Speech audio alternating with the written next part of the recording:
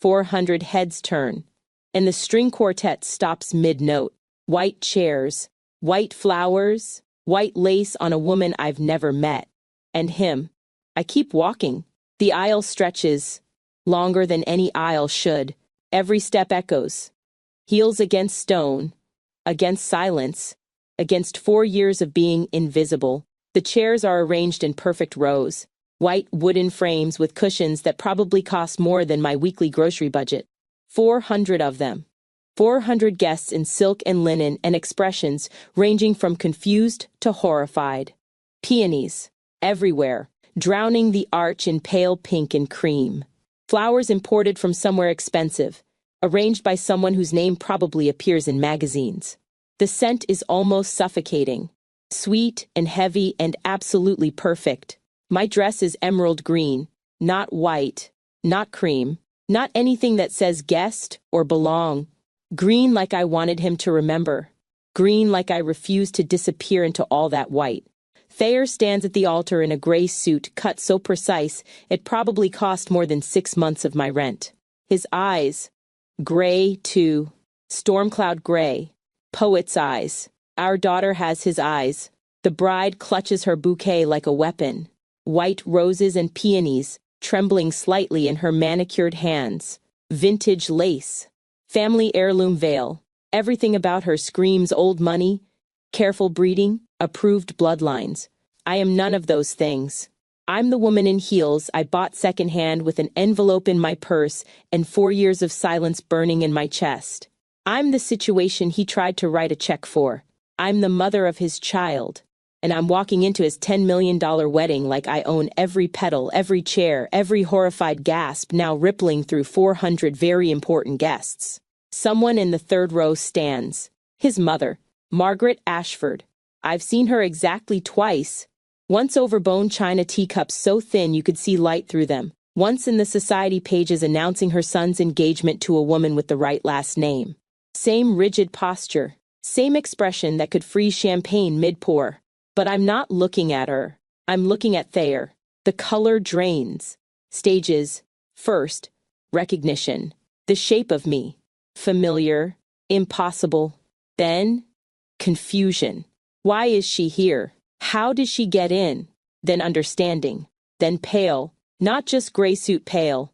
He goes from the flush of a groom to the white of the bone china his mother loves so much.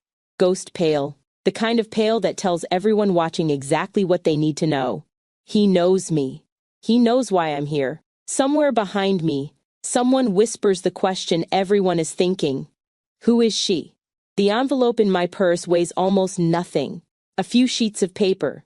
3 separate lab reports. One truth he spent 4 years trying to bury. I reach into my purse. There's a particular kind of courage required to walk into a room designed to erase you. 400 guests in white, 1 woman in green, demanding to be seen by the very people who paid to make her invisible. We like to think justice arrives on schedule, wrapped neatly, validated by courts and systems designed to protect the powerful. But sometimes justice walks in uninvited. Sometimes it wears an emerald dress and carries an envelope full of truth the comfortable would rather forget. Tonight, Yvonne Bellamy shares a story about patience and reckoning, about what it costs to be dismissed as a situation, and what it takes to prove you were always more than that. If you believe in standing with those who refuse to disappear, please like this video and subscribe to join our Hearth family. Your support helps us bring these stories to people who need to hear them. Now, Yvonne, how did you get here? It started the summer the downtown library on Delancey flooded. The summer my apartment building lost power for 6 days, and I spent every waking hour at a coffee shop 3 blocks away, nursing a single iced tea because I couldn't afford anything else on the menu. That's where I saw him, Thayer Ashford, though I didn't know the name yet. Didn't know about Ashford Freight, the shipping containers, the rail yards stretching across 3 states, the kind of wealth that doesn't flash because it doesn't need to. I just saw a man reading Tolstoy, Anna Karenina. Thick paperback with a cracked spine, pages soft from being read and reread. He mouthed the words as he read, not quite whispering, just feeling them. his lips moving with the rhythm of someone who loved language more than he wanted anyone to know. I was wearing a green sundress that day. Nothing expensive, just the nicest thing I owned, cotton worn soft from too many washes. I didn't know then that green would become the color of this story. The color of beginnings and endings and everything that burned between them. I watched him for 3 days before he spoke to me.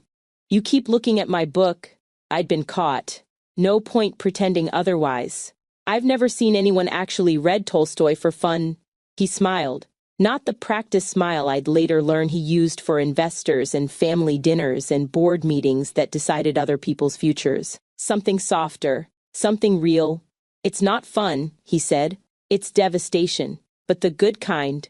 Devastation. The good kind. I should have heard the warning in that. I should have known that a man who romanticized destruction would eventually destroy something I loved. But I was 24. He had gray eyes and quoted Russian literature and looked at me like I was the only person in the coffee shop. Like I was the only person anywhere. Summer turned to autumn. The leaves changed. The air got crisp. And I got comfortable. Too comfortable. Within a week, we were inseparable.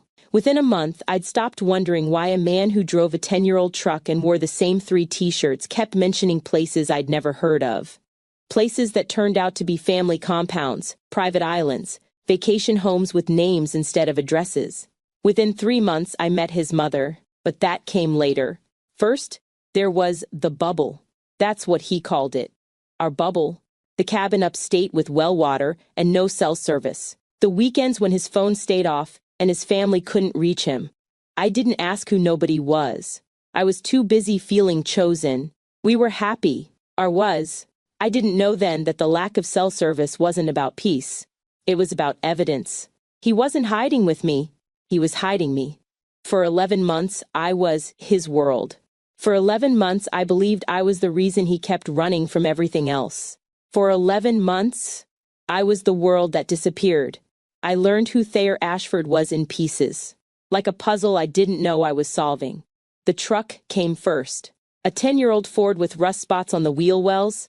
I remember thinking, this man reads Tolstoy and drives a truck older than my apartment lease. Something about that felt safe, felt real. It took 3 weeks before I noticed the watch tan.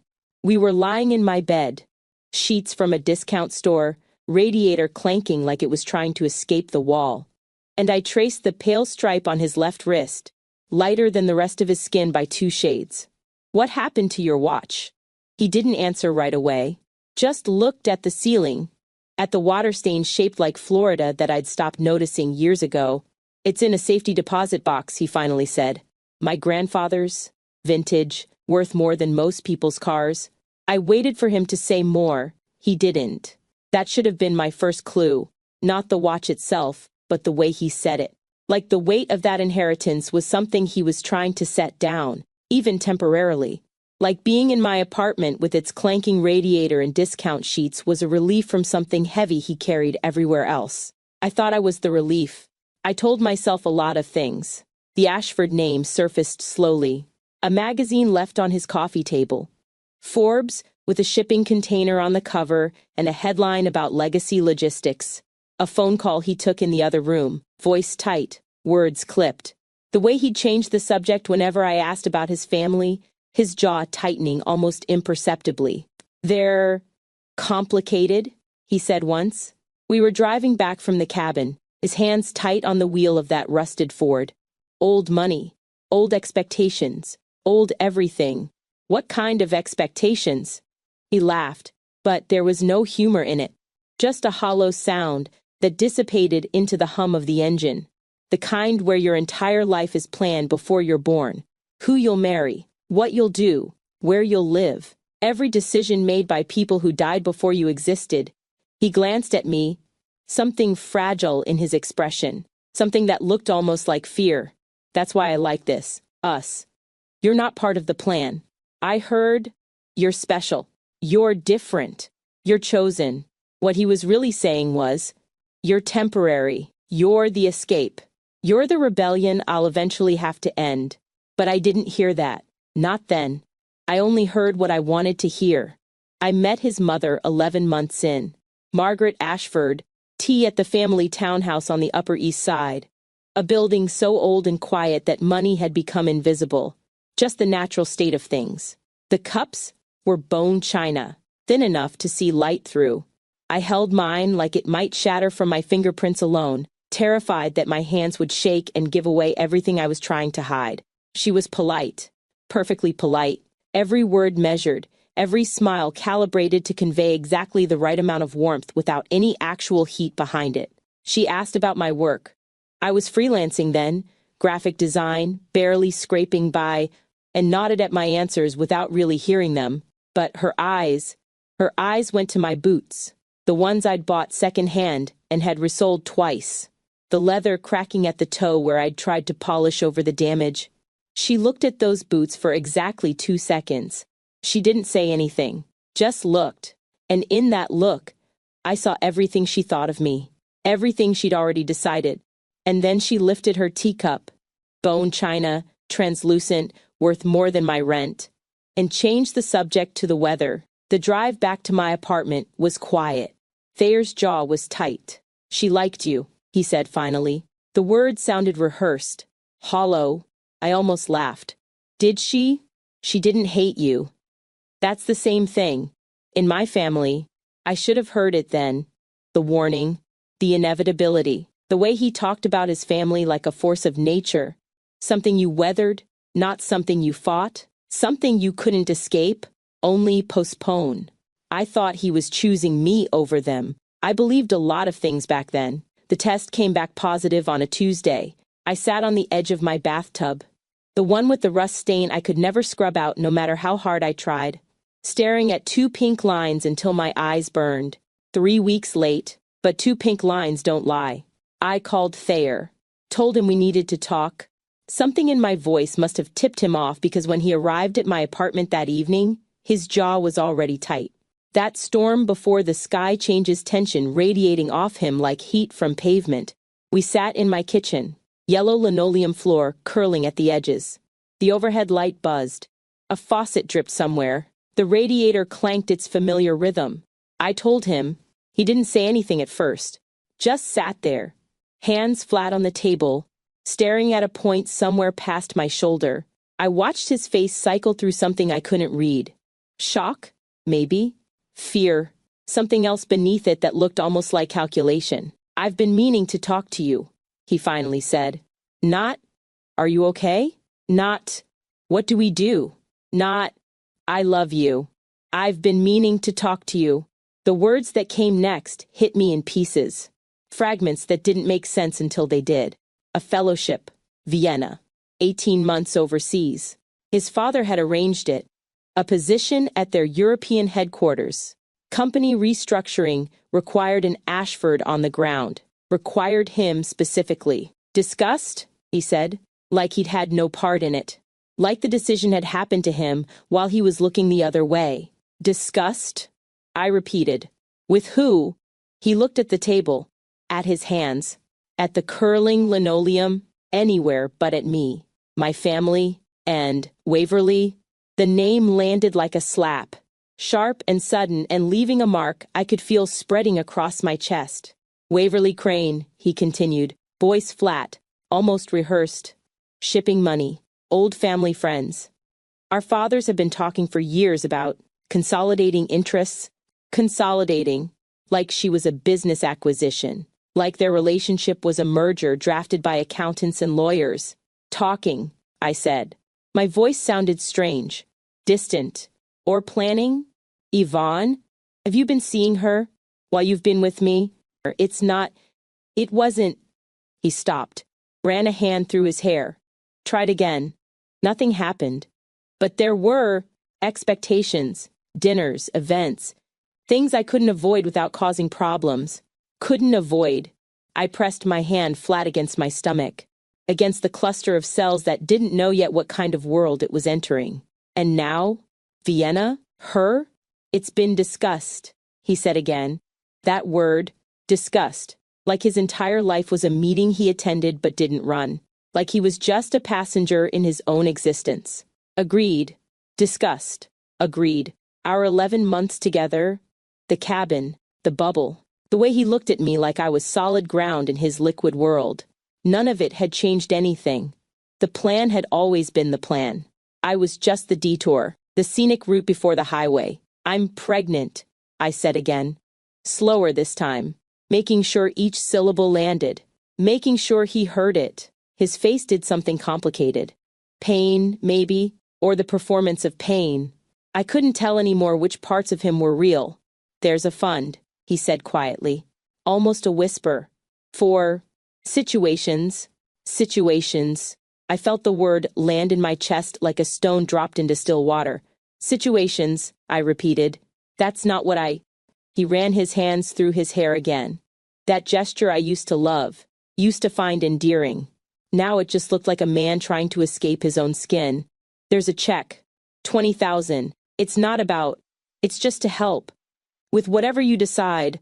He pulled an envelope from his jacket, placed it on my yellow linoleum table. I stared at it. This rectangle of paper that was supposed to make me disappear. Make us disappear. I opened it. The check was printed on heavy stock. Ashford family crest, watermarked in the corner. $20,000. Memo line, personal loan. Personal loan. Like I was a business expense to be written off. Like our child was an accounting error to be corrected. I stood up, walked to the sink, turned on the water. Yvonne, what are you? I held the check over the drain, watched the water soak through the heavy paper, bleeding the ink. Yvonne. The lighter was in the drawer with the takeout menus. I'd used it last for birthday candles. A small celebration, just me and Thayer and a cake from the corner bakery. That felt like a different lifetime now. A different woman. The flame caught the corner of the check. I watched $20,000 curl and blacken. What the hell are you doing? I'm not a situation, I said. My voice sounded strange.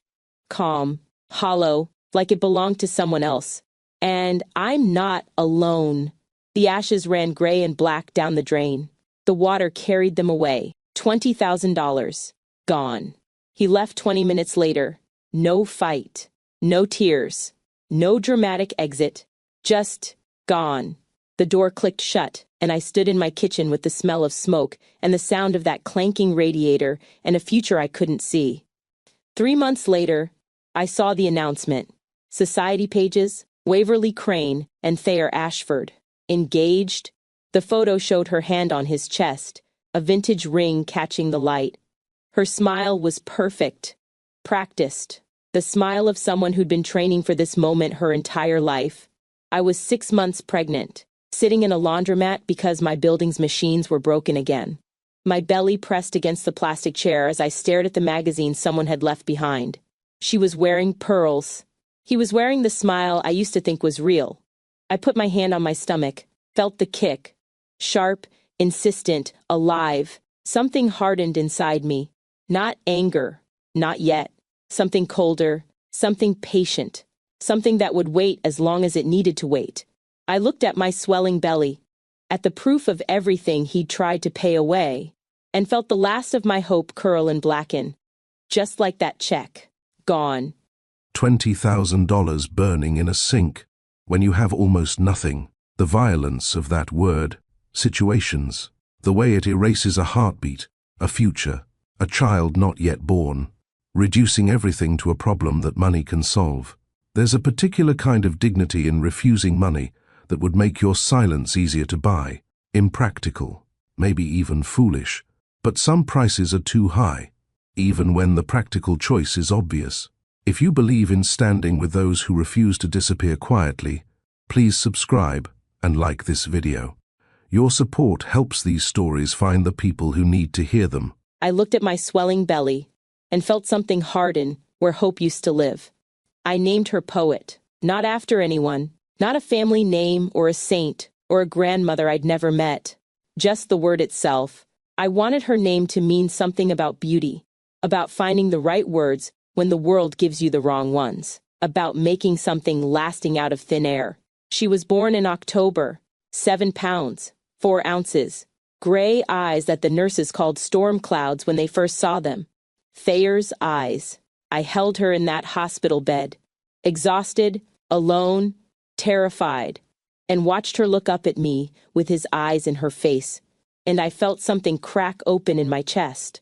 Something bigger than anger or grief or the bone-deep tiredness of 36 hours of labor with no one holding my hand. Love. The kind that rewires everything. The kind that makes you understand why people run into burning buildings. I brought her home to my apartment with the clanking radiator and the water stain shaped like Florida. I set up the second-hand crib in the corner of my bedroom and watched her sleep, counting her breaths like they were precious, because they were. Because she was all I had now. The bakery job started 6 weeks later. 4 a.m. shifts. $11 an hour. I'd leave while it was still dark, walking past closed storefronts and sleeping figures in doorways and the particular quiet of a city that hadn't woken up yet. My feet would ache before I even arrived. My eyes would burn from lack of sleep.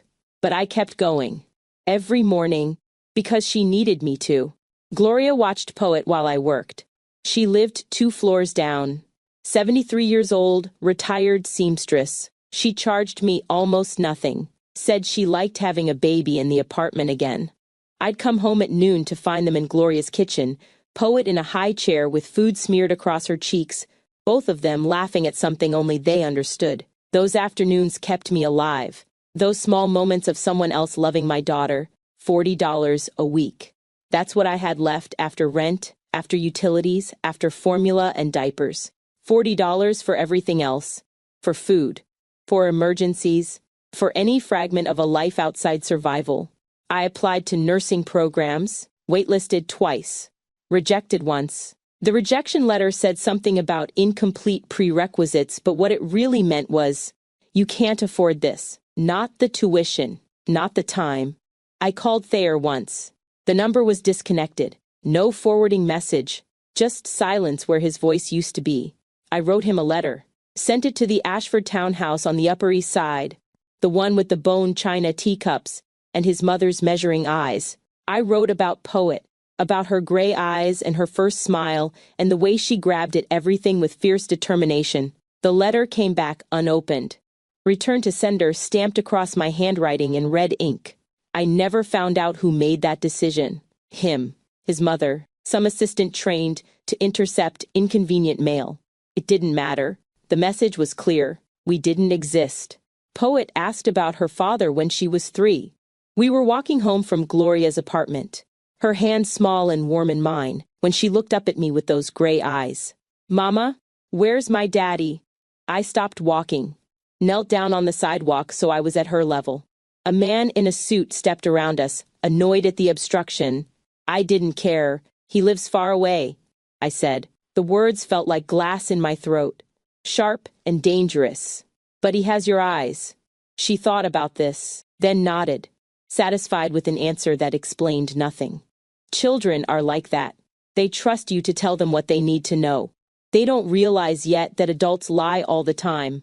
That night, I lay awake for hours, staring at the water stain on my ceiling, thinking about wills and inheritances and what happens to children born outside of carefully planned marriages. Thinking about all the ways the wealthy protect their wealth from people like us.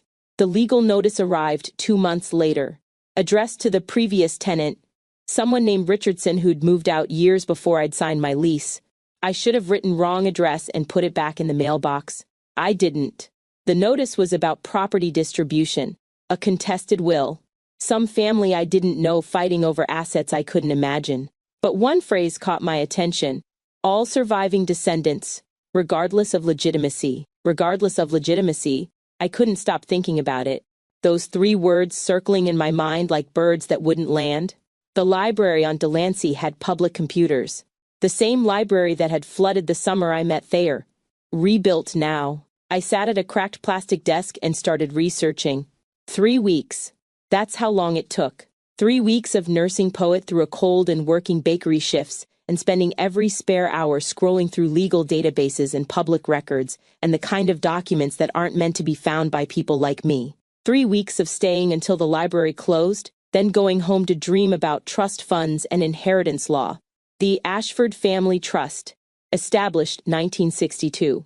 Current valuation, $217 million, managed by a board of family members and attorneys. distributions made quarterly to beneficiaries. And then I found the clause, the original trust document, scanned and uploaded to some legal archive I'd accessed through a forgotten back door. Yellow with age, fountain pen signatures at the bottom, and there, in paragraph 7, section 3, all living grandchildren shall receive equal distribution upon reaching the age of majority, regardless of circumstances of birth. All living grandchildren, not legitimate, not acknowledged, not born within wedlock, all. I read it 3 times, 4, 5, the words blurring and sharpening as my heart pounded in my chest. My hands were shaking. Poet was a grandchild, Thayer's daughter, Margaret Ashford's granddaughter, and according to a document signed 60 years ago by a man I'd never met, she was entitled to an equal share of $217 million. I sat in that library chair until the lights flickered, the signal that closing time was coming. Then I printed the document, folded it carefully, walked to my car, sat in the parking lot with the engine off and my hands gripped on the steering wheel. I couldn't stop shaking. Somewhere in my bathroom cabinet, I still had Thayer's old razor. Disposable, orange handle, forgotten in the chaos of the morning he left. And, in a drawer, the brush he'd used, bristles still tangled with his hair. I'd kept them for reasons I couldn't name. Sentimentality, evidence, some mixture of both. But a 4-year-old razor wouldn't prove anything. DNA degrades. Evidence goes stale. I needed something fresh, something documented, something that would hold up when the Ashford family lawyers came at me with everything they had. And they would come at me. I was certain of that. I pulled up the calendar on my phone, scrolled through dates I'd been tracking without admitting why.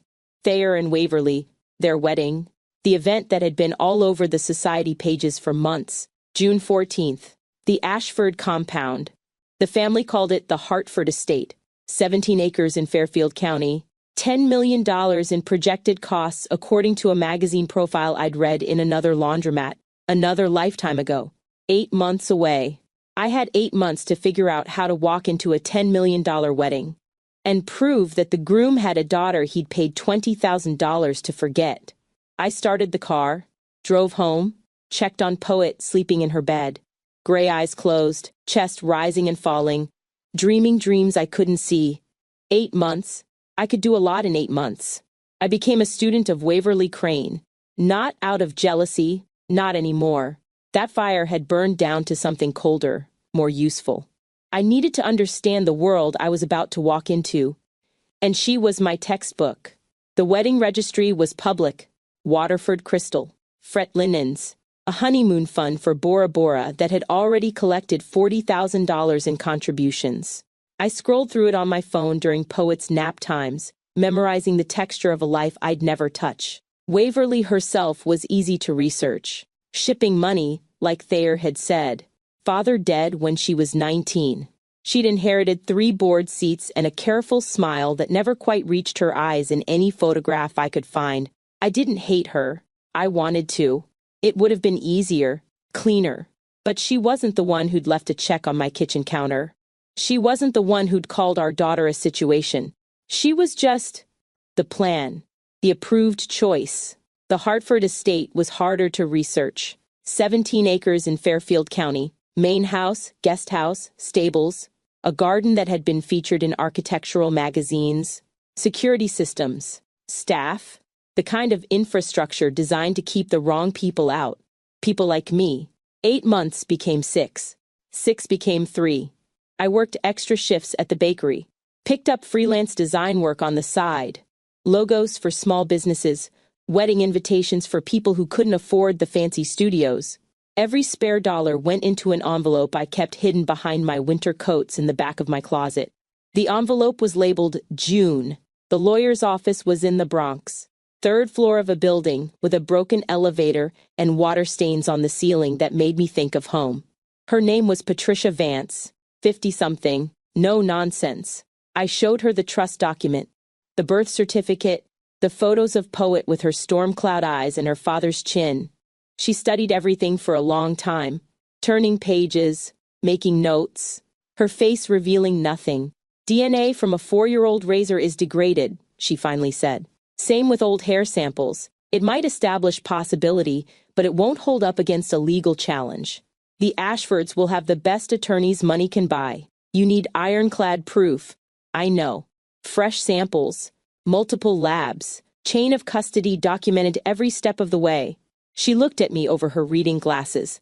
Are you planning to do something drastic? I thought about the question, about 4 years of raising Poet alone, about return letters and disconnected numbers, and the word situation burned into my memory like a brand. I'm planning to do something precise. The DNA testing took 2 months. I found a way to get what I needed. A coffee cup he'd discarded at a public event, retrieved before the catering staff could clear it. Cheek swabs from Poet, who thought we were playing a game. 3 separate labs. 3 separate chains of custody. Documentation at every step. 99.97% probability of paternity. I read the results sitting on my fire escape. Poet asleep inside. The city lights blurring through tears I refused to let fall. 4 years of fighting to be seen. 4 years of being told we didn't exist. And now I held the proof in my hands. The dress came from a consignment shop in Chelsea. Emerald green. Simple cut. The kind of dress that says I belong here without screaming I'm trying. I paid $80 for it. Money I couldn't really spare, but money I spent anyway. I practiced walking in heels I'd bought secondhand. 3 nights a week, after Poet was in bed, I'd pace my apartment in shoes that pinched and rubbed and raised blisters on my feet. Blisters on blisters. But I kept walking until my stride was smooth. Until I could move like someone who'd never worried about the price of anything. Poet caught me once. She'd gotten up for water and found me in the kitchen, heels clicking against linoleum, dress half-zipped. "Mama, why are you dressed up?" I knelt down, smoothed her hair back from her face. Those gray eyes looking up at me with complete trust. "Practice," I said, "for something important, like a princess?" I almost laughed, almost cried. "Something like that, baby, something like that." The night before, I sat on my fire escape, June 13th. The city hummed below me, traffic and sirens and the endless noise of millions of lives overlapping. Poet was asleep. The dress hung in my closet. The envelope with the DNA results sat on my kitchen table, sealed and ready. I wasn't doing this for revenge. I wasn't. But there was something else too. Something smaller and uglier that I didn't want to examine too closely. Something that had grown in the dark over 4 years of silence and struggle and staring at society pages in laundromats. I wanted him to see me, not crawling, not broken, not the situation he'd tried to pay away. I wanted him to watch me walk into his perfect wedding and understand exactly what he'd thrown away. 8 months of waiting, 8 months of planning, 8 months of practicing in heels until the blisters became calluses. There's something sacred about that kind of patience, the refusal to rush, the willingness to prepare, not for destruction but for precision, and the honesty to admit what we really want.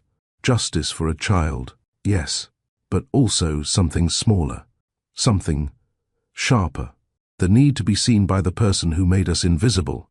If you're still with us, stay close. Tomorrow, everything changes. The city lights blurred. I blinked them clear. Tomorrow, I would drive to Fairfield County. I would walk into a $10 million wedding with an envelope in my purse and 4 years of silence in my chest.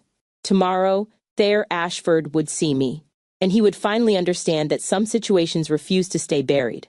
June 14th, 3:47 p.m. The caterer's entrance was unlocked, just like the sustainable event planning interview said it would be.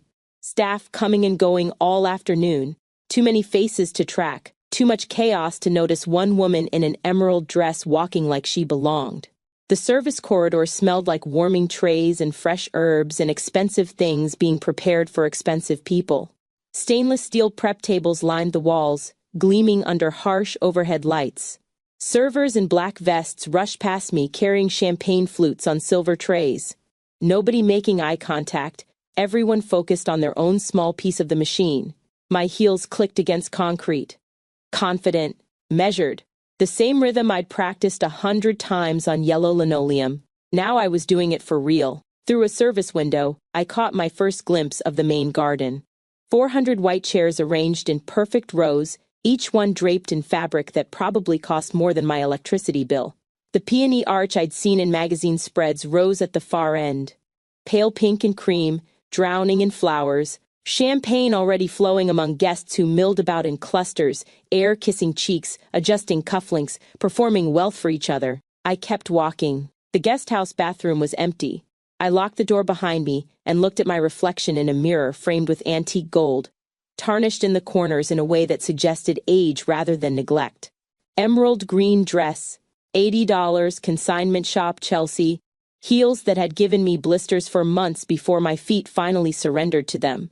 Hair I'd done myself that morning, watching tutorials on my phone while Poet ate cereal and asked why Mama looked so pretty. My hands weren't shaking, not anymore. Whatever trembling I'd felt last night on the fire escape had burned away, replaced by something still and cold and ready.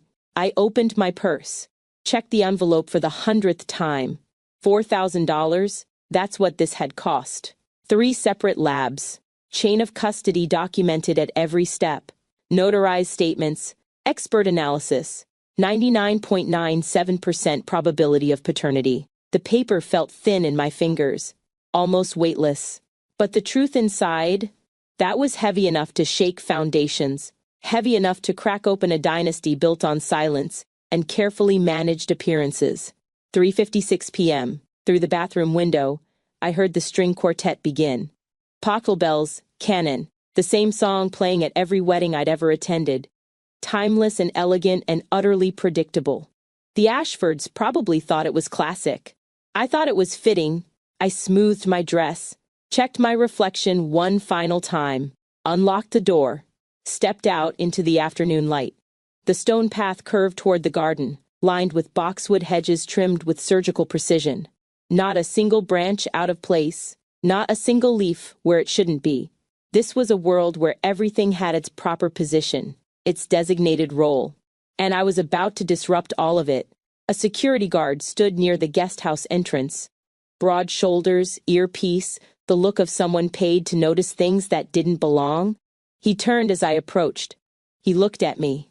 I looked back, kept walking, shoulders back, chin level, the walk of someone who'd grown up in places like this, who'd never once worried about whether she deserved to be somewhere, who'd never questioned her right to take up space. He looked away.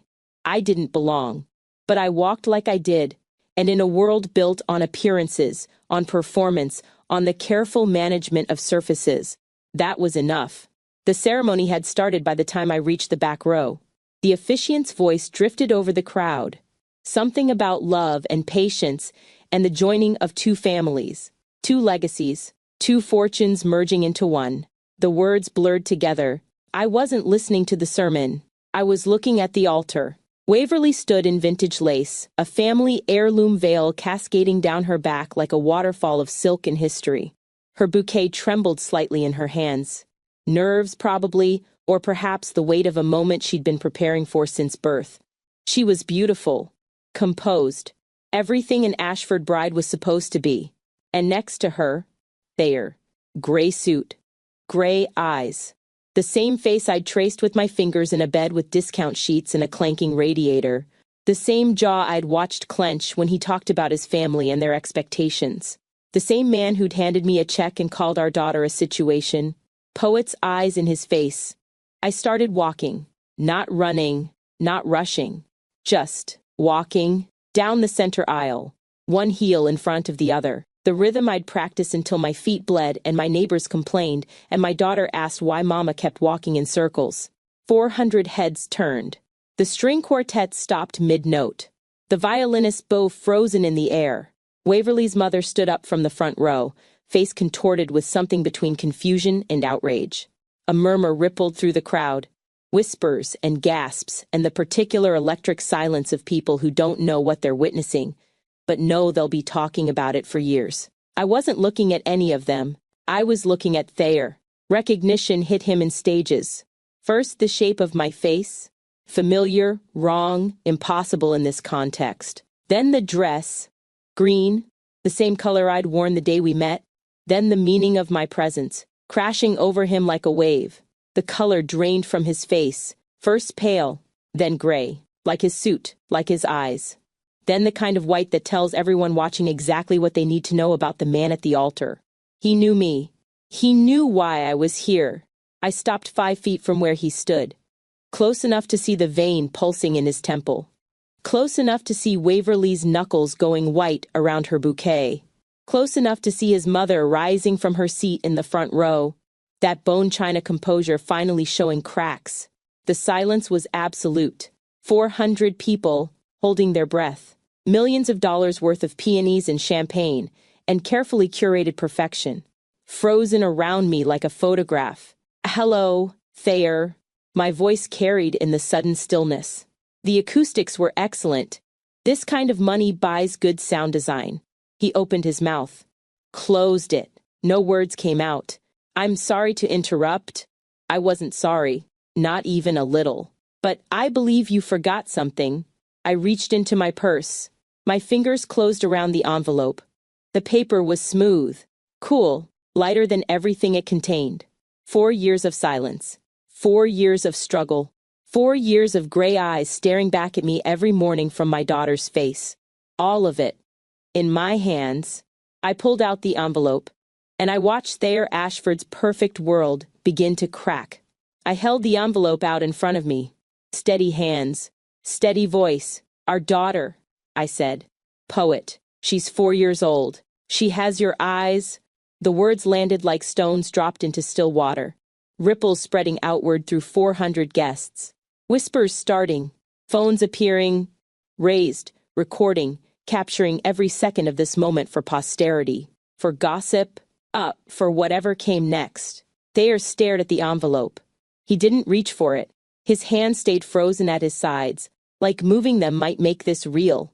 And according to your family's trust, I continued, my voice carrying across the silent garden. She's entitled to everything you tried to pay me to forget. His jaw worked. No words came out. He was trying to will this away. Trying to make me disappear the way he'd made me disappear 4 years ago with a check and a single devastating word. But I wasn't disappearing. Not this time. Not ever again. His mother rose from her seat in the front row. Margaret Ashford, bone china and measuring eyes, and the particular composure of someone who'd spent a lifetime managing scandals behind closed doors, keeping the family name pristine no matter the cost. This is highly inappropriate. Her voice was controlled, but something fragile cracked beneath it. The sound of a dam beginning to give. Security? Your family trust promises equal distribution to all grandchildren. I turned to face her, eye to eye, no flinching. Your son has a daughter. I'm not here asking for money. I'm here documenting a legal claim. The silence that followed had weight. Texture. I could feel it pressing against my skin like humidity before a storm. Waverly's voice cut through. Is it true? She wasn't looking at me. She was looking at Thayer. Her bouquet shook in her hands. White roses and peonies trembling with every breath she took. Her face had gone pale beneath her careful makeup. He reached for her arm. Waverly! She stepped back. 1 step. Small, devastating. Is it true? 3 words, each one separate. Each one a door closing between them. Thayer looked at me. At his mother. At Waverly. At the 400 faces, watching him with expressions ranging from shock to barely concealed hunger. Society people scenting blood in the water, already composing the stories they'd tell at dinner parties for years to come. He didn't answer, which was answer enough. I turned to the crowd. 400 people in silk and linen and pearls, people who'd never worried about rent or bakery shifts or the cost of formula. People who would feast on this moment for months. Who would whisper about it at charity galas and country club lunches and every gathering of their gilded circles. I'm not here to ruin your wedding, I said. My voice carried across the garden. Clear, calm, steady. The voice I'd practiced along with the walk. I'm here because my daughter exists, because she deserves to be acknowledged, because no amount of money or silence can erase a human being. I walked to the nearest chair. White linen seat cover. Pristine. I set the envelope down gently, like placing something precious in a place it would finally be seen. Then I turned back to Thayer. He looked smaller somehow. The gray suit that had seemed so perfect now hung on him like borrowed clothes. His eyes were wet. Not crying, but close. Something breaking behind them that might have been grief, or shame, or the weight of 4 years of pretending we didn't exist. "Her name is Poet," I said. I didn't shout it. I didn't have to. I said it just for him, in the space between a heartbeat and a gasp. She reads Tolstoy, sounds out the hard words, moves her lips just like you used to. His jaw clenched. A muscle twitched beneath his eye. His hands curled into fists at his sides. The Tolstoy detail, the thing that made me fall in love with him in that coffee shop a lifetime ago. Now living in a daughter he'd never met. A daughter who read the same way he did, loved words the same way he did, had his eyes and his habits and his blood. Everything he'd thrown away, encoded in a 4-year-old girl who asked about her daddy and trusted me to tell her the truth. "Goodbye, Thayer." I turned and walked back down the aisle. Same pace, same posture, same heels clicking against stone, echoing in the silence. No one stopped me. The string quartet sat frozen. Bows lifted, instruments silent. Guests parted like water. Waverly stood at the altar, bouquet gripped white-knuckle tight, staring at the man she was supposed to marry. Her mother had her hand on Waverly's arm, whispering something urgent. I didn't look back. The service corridor, the caterer's entrance, the parking lot where my car waited in the afternoon sun, ordinary and patient and ready to take me home. I made it to the driver's seat before the shaking started. 4 years, 4 years of silence and struggle and storm cloud eyes staring back at me every morning. 4 years of being erased, compressed into 10 minutes of walking and speaking and watching everything crack. My hands trembled on the steering wheel. I couldn't start the car, couldn't do anything except sit there and breathe. In and out, until my heartbeat slowed to something manageable. My phone buzzed. Gloria. A photo of Poet covered in flour, grinning at the camera with frosting on her nose. And a text. "Poet wants to know if you found the princess dress." I laughed. The sound surprised me. Wet and broken and something else underneath. Something that felt like relief. Like release. Like finally setting down something I'd been carrying for far too long. I typed back. "I found something better. I'll explain when I get home." I started the car, pulled out of the parking lot. The Hartford estate disappeared in my rearview mirror. 17 acres of perfect lawns and ruined flowers and a wedding that would never be the same. Whatever happened next?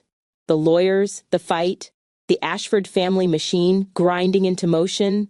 That would come later. Right now, all I wanted was to drive back to Brooklyn, to hold my daughter, to tell her that Mama went somewhere important today.